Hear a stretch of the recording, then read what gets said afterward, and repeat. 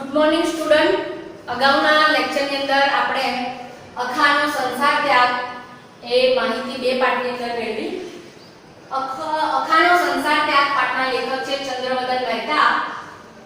સાહિત્ય પ્રકાર નાટિકા અને એને ચરિત્ર નાટક પણ કહેવાય છે. એટલે એક્ઝામની અંદર તમે નાટિકા એ લખો તો પણ રાઈટ છે અને ચરિત્ર નાટક લખો તો પણ સાચું પડે છે. અગાઉ આપણે જોયું કે અખેદાસ સોની એ દરબારમાંથી નિર્દોષ છૂટીને આવે છે. જમનાબેન એમના ઘરે બેઠેલા હોય છે. જમનાબેન ખૂબ જ ચિંતિત હોય છે અને અખેદાસ સોની જે એમને દરબારમાં હાજર કરવામાં આવ્યા છે તો એ પોતાની જાતને જ કહેવાય છે ને કે દોષી ગણાવે છે કે ક્યાંક મેં અખાભાઈએ મને ઘડીને આપેલી કંઠી અને એ કંઠી મેં કોઈ બીજા ચોકસી એટલે કે કોઈ બીજા સોની પાસે મેં એની પરખ કરાવી તો ક્યાંક દરબારના સિપાહીઓને જાણ થઈ છે અને ચોક્કસપણે એ અખાભાઈને પકડીને લઈ ગયા છે. આટલા મનોમને પસ્તાવો કરે છે, ચિંતિત થાય છે અને ત્યાં જ અખો આવીને ઊભો રહે છે. જમનાબેનને ચિંતિત થતા જોઈ અને અખો જણાવે છે કે તમે બિલકુલ ચિંતા ના કરશો, હું નિર્દોષ છૂટીને આવ્યો છું. એટલે કે કોઈએ બાદશાહને કાન ભંભેરણી કરી હતી અને બાકી હું તો નિર્દોષ જ છું. જમનાબેન પણ કહે છે આખરે સત્યની જીત થાય છે. જમનાબેન પાસે ઘડેલી કંઠી સાફ કરવા માટે એ મંગાવે છે. જમનાબેન આપવાની ના પાડે છે. અખો આગ્રહ કરે છે કે ના, એને સાફ કર્યા વિના એમાં ચમક આવશે નહીં.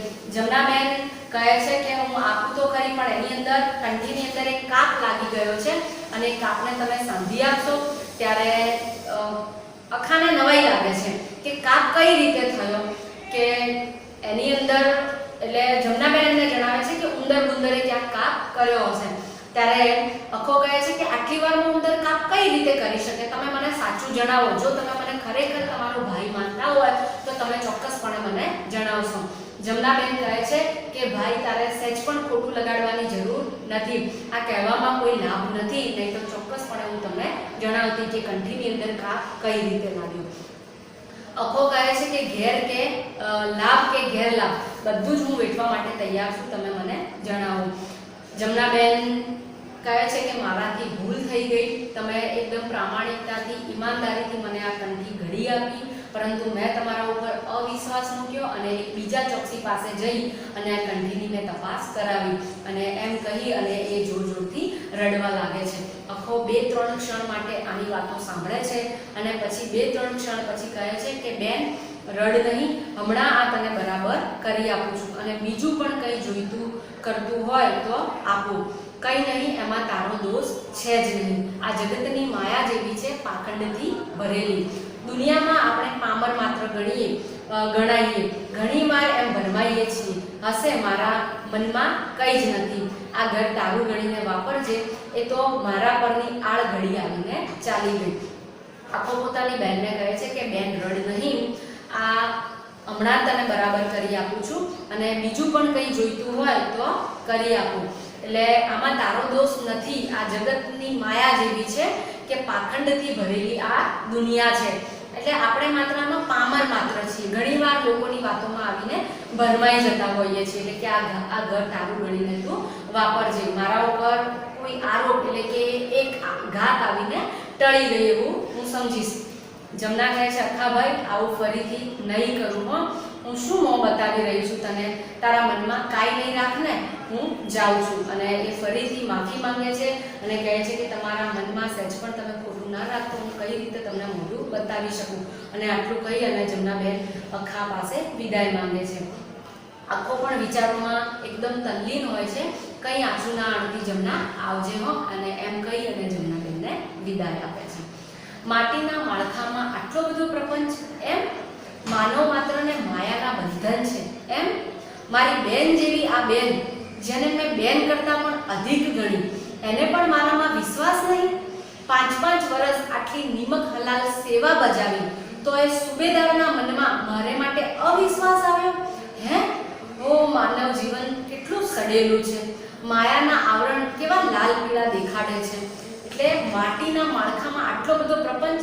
આ જે મનુષ્યનો દેહ છે એ માટીનો બનેલો છે. જન્મ લીધો છે તો કાલે માટીમાં ભળી જવાનું છે. તો આ માટીના માળખામાં આટલો બધો પ્રપંચ છે, માનવ માત્રને માયાના આટલા બધા બંધન છે, તો મારી બેન જેવી બેન, જેને મારી સગી બેન કરતા પણ મેં વિશેષ માની, એને મારા ઉપર અવિશ્વાસ મૂક્યો. પછી અખો વિચારે છે મનમાં ને મનમાં કે 5-5 વર્ષ જે સુબેદારની મેં નિષ્ઠા ભાવ એકદમ પ્રામાણિકતાથી ઈમાનદારીથી જેની સેવા કરી, એને મારા ઉપર અવિશ્વાસ મૂક્યો કે માનવ જીવન કેટલું સડેલું છે. માયાના આવરણ એ કેવા લાલ પીળા દેખાડે છે, મતલબ કેવા એના કે માયાના આવરણે કેવા દિવસે ને દિવસે અલગ અલગ ખેલ બતાવે છે, એટલે મનુષ્યના અલગ અલગ રંગ બતાવે છે. અને પછી અખો કહે છે કે જગતના આદિકાળથી જન્મેલી ઓ માયા નટી, ખરેખર તારા અટપટા આવરણોમાં સઘળા ગુલામ છે. તારી ઇન્દ્રજાળ વિદ્યા, તારા તરેવાર વેશ રંગ, તારી ચિત્ર વિચિત્ર પ્રપંચ લીલા, તારી કુવા પરના ચક્કર જેવી ગતિ, તારું ચંચળ ચાતુર્ય, એ સર્વ વડે તું માનવ જાતને મરકટ માફક નચાવી રહી છે. મરકટ મતલબ વાંદરો. સોનું ઘડ્યું ત્યારે આ વાળ આવ્યા ને, મારે નથી કરવો એ ધંધો, આ સાણસી ચીપિયો ભૂમડી બધું લાવ નાખું, કુવા માટે થાય નિરાંત. અને જગતના આદિકાળથી જન્મેલી ઓ માયા નટી, એટલે માયાને કહે છે કે આ એક પ્રકારની માયા છે જે મનુષ્ય ઉપર હાવી થઈ જાય છે, અને આ માયાની અંદર આવી અને મનુષ્યની અંદર ઈર્ષ્યા ભાવ જાગે છે, પ્રપંચ કરતા એ શીખે છે, કપટ કરતા એ શીખે છે. એટલે માત્ર એ માયાના બંધન છે. કોઈ પણ માયાના બંધનની અંદર, કોઈ પણ મોહની અંદર આપણે ગમે એવું મનુષ્ય ગમે એવું કૃત્ય કરવા માટે તૈયાર થઈ જાય છે. એટલે માયાના બંધનમાંથી જ્યારે મનુષ્ય છૂટે તો જ એને સાચી રાહ, એક સાચો માર્ગ દેખાય છે. પરંતુ માયાનું બંધન એવું હોય છે કે એના કારણે મનુષ્ય ગમે એવું કૃત્ય કરવા માટે તૈયાર થઈ જાય છે. એટલા માટે અખો કહે છે કે આ માયા જ છે, આ બધી સગળી માયા જ છે કે એના લોકો ગુલામ છે. અને આ એવી ઇન્દ્રજાળની વિદ્યા છે કે એમાં તરેવાર વેશરંગ બદલાતા જાય છે, ચિત્ર વિચિત્ર પ્રપંચ લીલા રચાતી જાય છે. અને એ કહે છે કે હે માયા, આ તારી કુવા પરના ચક્કર જેવી ગતિ છે, તારું ચંચળ ચાતુર્ય, જેના વડે સર્વ વડે તું માનવ જાતને, એટલે કે આ બધી પ્રપંચ અને આ બધી લીલાઓ વડે તું માનવ જાતને મરકટની માફક, એટલે વાંદરાની માફક નચાવી રહી છે. સોનું ઘડ્યું, અખો પોતાની જાતને દોષી માને છે કે મેં સોનું ઘડ્યું ત્યારે મારા ઉપર આળ આવી ને, ત્યારે મારા ઉપર આરોપ આવે ને, નથી ઘડવું મારે સોનું, એટલે કે હવે મારે આ સોનાનો વ્યવસાય કરવો નથી. અને અખાને આ સંસારમાંથી મોહ ઉઠી જાય છે, પોતાના સોનીના વ્યવસાયમાંથી એને મોહ ઉઠી જાય છે કે મેં આ સોનાનો વ્યવસાય કર્યો ત્યારે મારા ઉપર આળ આવી ને, એટલે કે મારે હવે આ સોનાનો વ્યવસાય કરવો જ નથી. અને પોતાના સોનાના દાગીના બનાવવાના જેટલા પણ ઓજારો હોય છે, જેમ કે સાણસી, ચીપિયો, ભૂંગળી અને બધું જે કુવામાં નાખવા માટે તૈયાર થઈ જાય છે. અને એટલામાં જ કોઈ ગરાક આવીને ઊભો રહે છે. લાલદાસ, આ ગરાક હોય છે, લાલદાસ શેઠ હોય છે, અને કહે છે અખેભાઈ. અખો કહે આવો શેઠ, કેમ કઈ બહુ રોકાણા? અખો પણ એમને કહે આવકાર આપે છે અને કહે છે કે શેઠ કેમ આટલા બહુ રોકાણા? એટલે લાલદાસ શેઠ કહે છે કે નાકે એક ભજન મંડળી આવી હતી, ત્યાં જરા સાંભળવા ઊભો રહ્યો. અખેદાસ શેઠ એમને કહે છે કે નાકા ઉપર એક ભજન મંડળી આવી હતી અને એ સાંભળવા માટે હું જરા રોકાયો હતો. અખો કહે ઠીક ઠીક, લ્યો આ તમારા કડા ક્યાંક બીજે કરાવી લેજો, લ્યો તોડી લો તમારું સોનું. શેઠ, સોનીનો ધંધો હવે નહીં કરવાનો મેં નિશ્ચય કર્યો છે. બહુ રળ્યા, બહુ કમાયા, બહુ આપણું ગળ્યું, બહુ બધું વલખા છે, આ બધા ફાંફા છે. અખેદાસ શેઠે પોતાના જે કડા બનાવવા માટે લાલદાસ શેઠે જે સોનું આપ્યું તે સોનું પાછું આપે છે અને કહે છે કે તમારા કડા ક્યાંક તમે બીજે કરાવી લેજો. કહે છે કે શેઠ, હવે મેં આ સોનીનો ધંધો નહીં કરવાનું નક્કી કર્યું છે, નિશ્ચય કરી લીધો છે. બહુ કમાયા અને બહુ રળ્યા, પણ હવે આ બધું મિથ્યા છે, ફોગટ છે, બહુ ફાંફા માર્યા, પણ હવે મારે આ બધો સોનીનો ધંધો કરવો નથી. એમ કરીને આકુળ વ્યાકુળ થઈ અને આખો આમ તેમ આંટા મારવા લાગે છે. લાલદાસ કહે છે પણ અખેદાસ, આ શું કરો છો? જરા બેસીને વાત તો કરો, અકળ વકળ કેમ ફરો છો? અખો કહે આ મહાવલગણી માયા પાપણી, જેમ સેવીએ તેમ દસે સાપણી. રંગ ઢંગ માયામાં ઘણા, સૌ કોઈ સેવક છે માયાતાના. સર્વ મંત્ર ઔષધ ઉપચાર, જાગ્યો હવે હું ટળ્યો સંસાર. અને લાલદાસ એને સમજાવે છે અખેદાસને કે આ તમે શું કરી રહ્યા છો, જરા બેસીને વાત તો કરો, આમ અકળ વકળ વ્યાકુળ તમે કેમ ફર્યા કરો છો? ત્યારે અખો કહે છે કે આ મહાવલ્ગણી માયા પાપણી, જેમ સેવીએ તેમ થશે સાપણી. એટલે કે આ મહાવલ્ગણી એટલે કે આ માયાની વળગણ છે કે સાપને આપણે જેટલો પાડીએ પણ છતાં પણ એ ડસે જ છે. રંગ ઢંગ માયામાં ઘણા, સૌ કોઈ સેવક છે માયા ટણા.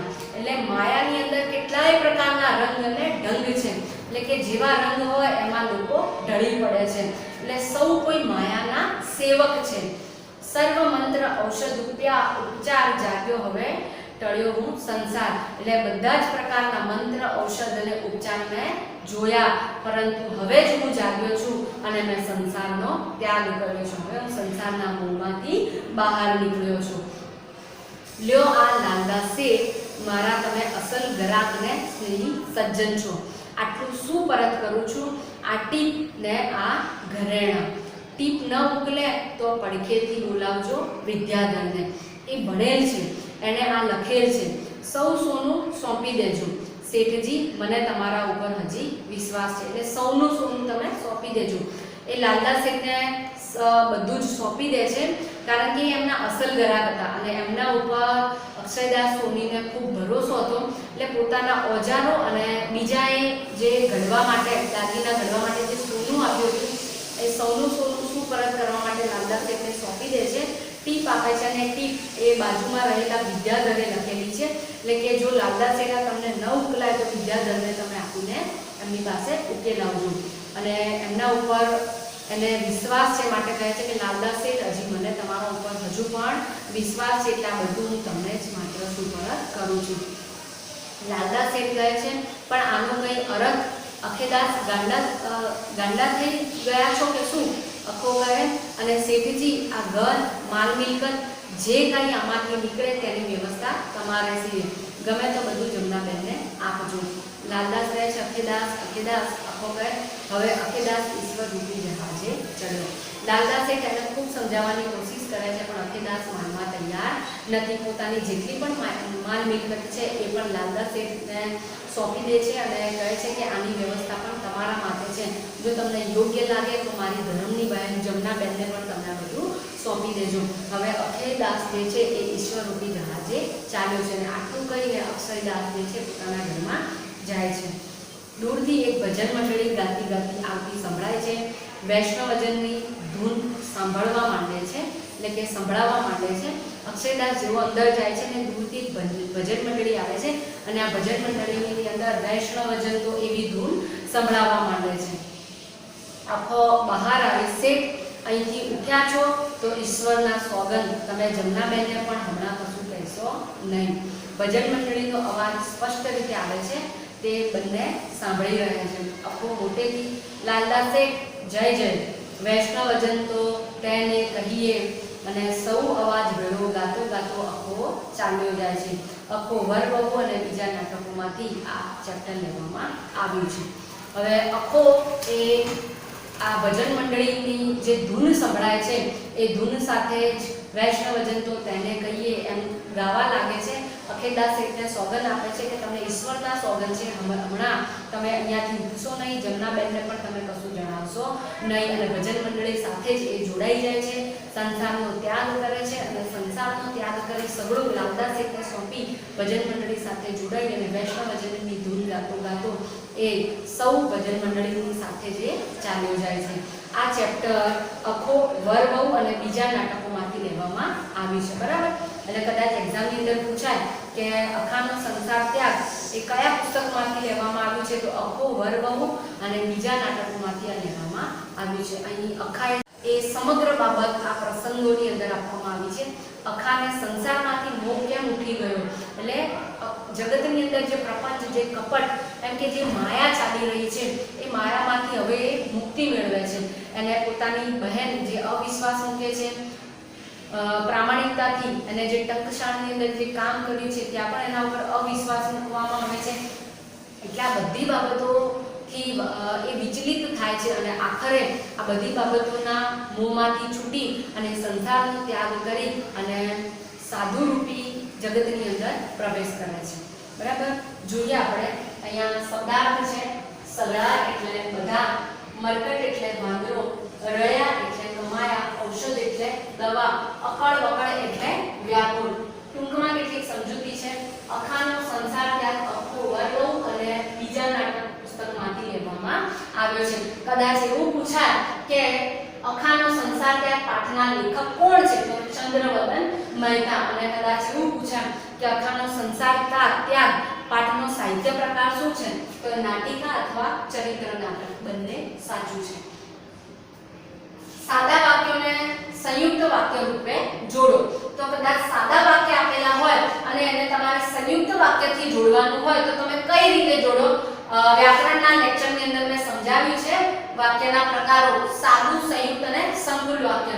તો અહીંયા મેં સાદા વાક્યમાંથી સંયુક્ત વાક્ય કઈ રીતે બનાવવું એનું એક ઉદાહરણ લખ્યું છે. તો કદાચ આ રીતે અને બ ની અંદર આ રીતે બે સાદા વાક્યો આપેલા હશે અને આ સાદા વાક્યોને તમારે સંયુક્ત વાક્યની અંદર ફેરવવાના હશે. તો ગામ લોકોએ જમનાબેનના કાન ગંભેર્યા. બીજું વાક્ય છે જમનાબેનને અખા પર અવિશ્વાસ આવ્યો. બરાબર? તો આ બે વાક્યો છે એને તમારે સંયુક્ત વાક્યની અંદર ફેરવવાનું છે. તો કઈ રીતે ફેરવવું?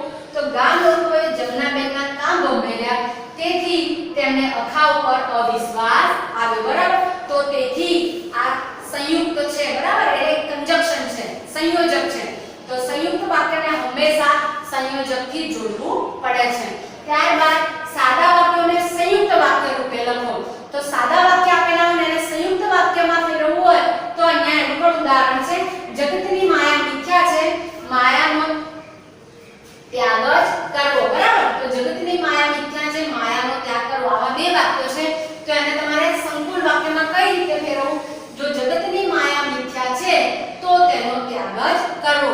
તો અગાઉ મેં તમને સમજાવ્યું સંકુલ વાક્ય જ્યારે સમજાવતી હતી ત્યારે કે સંકુલ વાક્યની અંદર જો અને તો આ બે શબ્દોનો તમારે પ્રયોગ કરવો પડે. જો જગતની માયા મિથ્યા છે તો તેનો ત્યાગ જ કરવો. બરાબર? એક બીજું ઉદાહરણ છે તમે સત્યનું આચરણ કરશો. બીજું છે લોકો તમને માન આપશે. તો આનું સંકુલ વાક્ય કઈ રીતે બનશે? જો તમે સત્યનું આચરણ કરશો તો લોકો તમને માન આપશે. બરાબર? તો આ સાદામાંથી સંયુક્ત વાક્ય બનાવ્યું અને આ સાદામાંથી સંકુલ વાક્ય બનાવ્યું. બરાબર? હવે તમને સમજણ આવી જશે. તો અહીંયા આપણો અખાનો સંસાર ત્યાગ આ ચેપ્ટર પૂરું થાય છે. તમારે તમારી નોટબુકની અંદર એક વાક્યની અંદર ઉત્તર આપો, બે ત્રણ વાક્યની અંદર ઉત્તર આપો અને સવિસ્તાર વાક્યની અંદર ઉત્તર આપો તથા શબ્દાર્થ, સમજૂતી એ બધું જ તમારે તમારી એક્સરસાઇઝની અંદર લખવાનું છે. દરેક પ્રશ્નોના જવાબ તૈયાર કરવાના છે અને છતાં પણ ક્યાંય ન સમજાય તો તમે મને મેસેજ અથવા કોલ થ્રુ પૂછી શકો છો. Okay, thank you.